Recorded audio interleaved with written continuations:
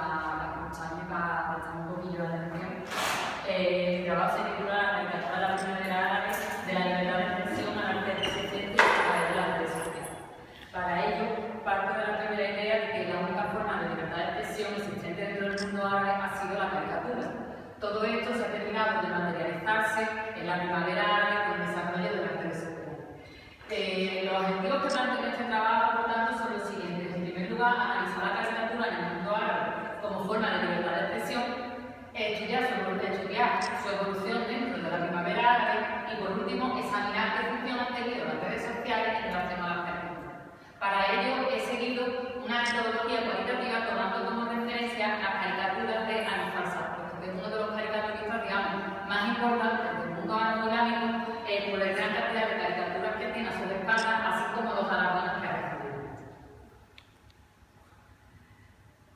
Pues bien, empezamos por el principio, la caricatura árabe y la libertad de expresión. Hay que decir que la libertad de expresión en el mundo árabe está un poco, digamos, retraída, en tanto a que ha estado supeditada por los gobiernos. Esto es así que los medios de comunicación por lo general tenían una función pedagógica, en tanto que estaban muy controlados y simplemente funcionaban para un poco así para, digamos, hacer propaganda de la vida. En este sentido, la caricatura se convierte en un elemento clave, puesto que a través de la psicología es capaz de generar medios de comunicación alternativos. Aquí he nombrado varias etapas, no me voy a detener porque el tiempo, digamos, no es muy breve, no es mucho que digamos, pero decir que todo ello se acaba materializando sobre todo en la que fue la década de los 90, donde sí toma ese carisma y ese matiz de medio de comunicación alternativo reconocido por todos y sobre todo en la primavera árabe, donde no solo va a ser un medio de comunicación, sino también un arte de desempeño. Así como he dicho, los caricaturistas recurrían a la psicología en todo momento para buscar el impacto en la sociedad. Se producía una renegociación y articulación entre la línea del gobernante y gobernado, de modo que el caricaturista ponía los pies a través de la parodia y la sátira los elementos de los que no se podía hablar, aquellos que eran considerados tabú. Debido a que se abría entonces así una puerta a la libre interpretación, representando una serie de personajes, digamos, un tanto generales e impersonales, que no pusieran en riesgo su vida.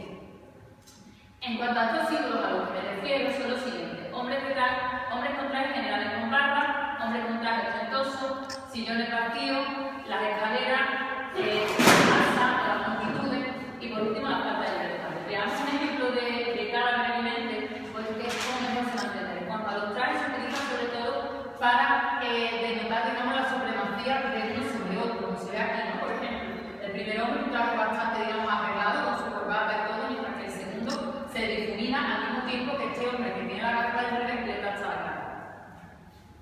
En cuanto a los generales con barba, digamos que las barbas normalmente las utilizan para representar, digamos, a los villanos y a los seres viles, ¿no?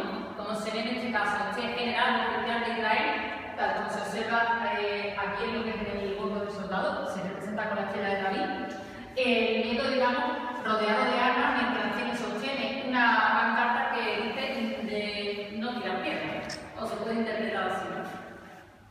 Hombres con trajes ostentosos, sobre todo para referirse, digamos, a los altos cargos militares, así como también, digamos, a los gobernadores. Me refiero a los gobernadores porque aquí ustedes, aunque me digan que no, porque a lo mejor no sepa lengua árabe, ponen dictatoriales, que significa dictaduras en español.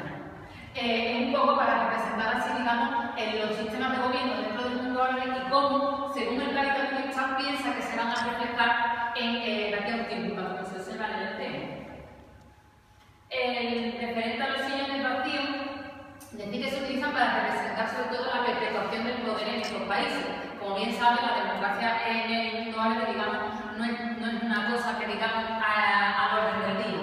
En este caso vemos que el sillón se ha unido a la persona gobernante y lo representan a través de una mano. En el caso de las escaleras, para subirlo para representar ese ascenso al poder. Si se fijan, lo que decía al principio de los trajes va variando de un nivel a otro, así como también los sillones, ¿no? Si se fijan, el sillón es más ostentoso, las gafas de sol y la corbata, mientras que si se fijan en la última persona, le faltan zapatos, tiene varias partes y representa así esa imposibilidad de llegar hasta el final. En cuanto a la amenaza, representa es una crítica sobre todo a lo que es la sociedad, ¿no? y esa necesidad de estar, digamos, en plan de rebaño, ¿no? con una televisión y viendo un partido de fútbol representados a través de los balones. En cuanto a la falta de libertad, también es una crítica a la sociedad y al miedo que existe en la sociedad. Tal como se observa en esta caricatura, el periodista entrevistando a un señor que la cara, digamos, no es demasiado amigable, da un tanto de miedo, y este señor además muestra cómo el periodista ha reflejado el micrófono en forma de sur, reflejando así las consecuencias que puede tener la relación de otro. No obstante, hay que decir que los caricaturistas sí han tenido problemas. Muchos de ellos incluso han visto obligados a publicar desde el exilio. El más significativo de todos, supongo, es el caso de Atumari, el Farolero, que es un periódico que se abre en el año 2001 y es el primer periódico, digamos, independiente desde el año 63. Pero este periódico es cerrado en el año 2003 debido a que cada vez las caricaturas eran más directas hacia el régimen, con esas críticas que realizaban. Por tanto, el impacto de la sociedad fue bastante mayor de lo esperado, debido a que no solo buscaba la risa, sino también la reflexión, puesto que después detrás de cada risa, digamos, hay algo matiz que indica que hay una cosa o un hecho más grave por otro. En este sentido, la caricatura se convierte así en un medio de comunicación independiente y alternativo, puesto que permite hablar de temas que están prohibidos hablarlos por la calle. Pues bien, la caricatura en la primavera árabe no solo se queda con estos matices, sino que también evoluciona. Evoluciona debido a que supone una apertura para la libertad de la expresión y, digamos, una aniquilación de la censura. La primavera árabe hay que entenderla también como una revolución artística, en tanto que surgieron un montón de obras de arte. En este sentido, la caricatura se convierte en un elemento clave, puesto que permitía subvertir la represión, al mismo tiempo que generaba un arte de resistencia y se convertía en un símbolo de revolución. En este sentido, cabe destacar que muchos de los chavales se reunían los jueves por la tarde, puesto que las manifestaciones tenían lugar los viernes, para seleccionar y realizar las caricaturas que llevarían el día de la revolución. En este sentido, llama la atención que por una vez ya no se representa, digamos, así de manera simbólica, sino que junto a esos símbolos además aparece digamos, una representación directa del presidente, lo cual supuso un avance político personal, ya que hasta el momento representar a un presidente podría traer graves consecuencias. Sin ir más lejos, el caricaturista Ali Farsad representó a Muammar al-Gaddafi y a Saddam Hussein, y de hecho ambos le prohibieron la entrada en el país e incluso lo llevaron a amenazar de muerte en torno al año 1989. Entonces, como ejemplo de estas caricaturas, por ejemplo, muestro la siguiente, en la que se observa al presidente Bashar al-Assad, que quita un calendario. Aquí está escrito al-Sanis, en árabe significa jueves, y se muestra el miedo que tiene ante el siguiente día y la manifestación que se muestra. La siguiente caricatura, mucho más representativa, una crítica a las reformas del presidente, como se observa aquí, pone Islah, reforma, y viendo cómo esas palabras se convierten en bombas de pan. No obstante, la más significativa de todas puede ser esta, puesto que a consecuencia de esta caricatura el señor Ali Farsad sufre un atentado, de manera que la noche del 25 al 26 de agosto de 2011 lo secuestran el gobierno sirio y le parten los dedos. ¿Cuál fue la consecuencia de todo esto? En vez de la sociedad tener miedo, la sociedad, digamos, hizo un montón de caricaturas en solidaridad con este hombre, así como también a nivel internacional recibe el premio Sájarov a la libertad de conciencia.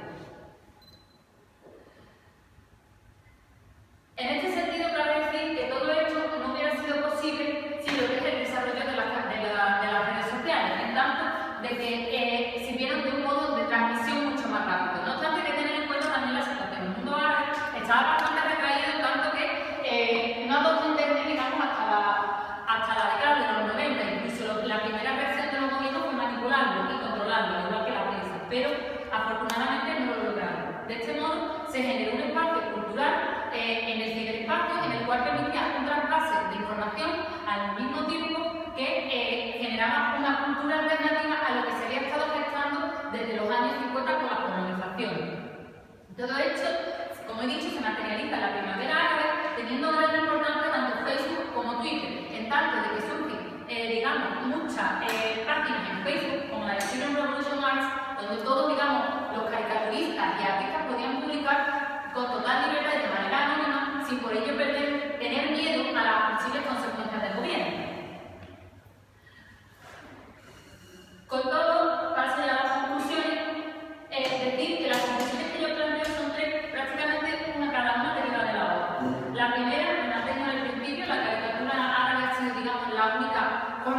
en el mundo árabe, en tanto que permite hablar de temas tabúes y mira a la sociedad, digamos, en un panarabismo social desconocido. No sé si conocen lo que fue el movimiento panarabista, que pretendía unir a todo el mundo árabe. Realmente ese movimiento político no llegó a surgir, pero sí en la caricatura, puesto que se encuentran unos rasgos comunes compartidos, digamos, desde el norte de África hasta Oriente Medio.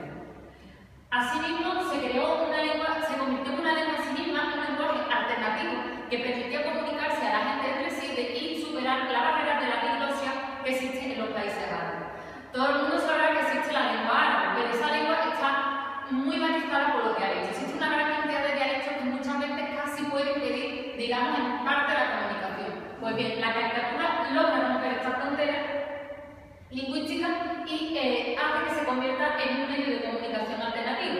Primero porque utiliza una simbología específica y no solo supera la barrera lingüística, sino que también llega a todos los sectores y sin importar el grado de alfabetización. Este es otro dato a tener en cuenta, es que en el mundo árabe el grado de alfabetización es bastante elevado.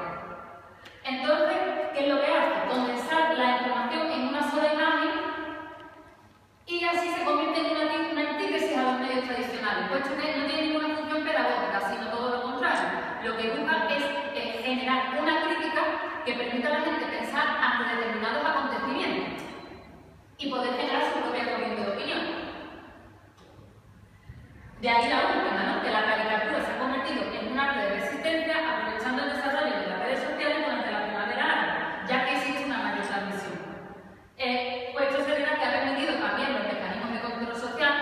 Recuerden que la primavera árabe, por ejemplo, en Siria surge con un graffiti en Irak y, por tanto, permite a la gente participar en el proceso creativo, así como también permite expresar el descontento de una manera pacífica y rápida sin tener que recurrir a las armas. Con todo, muestro esta última caricatura un poco para recoger toda esa información referente a lo que son las conclusiones, tanto de que se muestra a un pájaro, si se fijan el pico, en una pluma que está destruyendo una estatua armada. La estatua armada representa a Bashar al-Assad que cae, es decir, un poco viendo cómo los medios de comunicación van a acabar tarde o temprano con lo que es la representación de los regímenes, ¿no? O de los antiguos regímenes. Por último, hacer cierta referencia a la bibliografía, decir que la caricatura de Universal se encuentra actualmente tanto en su antología American Fantastic Steel, Political Practice of an Art Master, también en su página web de Facebook, ¿vale? Quizás en Facebook es donde más publica actualmente a fecha de hoy, publica tanto comentarios como caricaturas, un poco de todo. Y también su página web, donde podéis encontrar la caricatura con el inconveniente de que su página web está en árabe, pero bueno, más o menos es intuitiva. Y con todo, daros las gracias por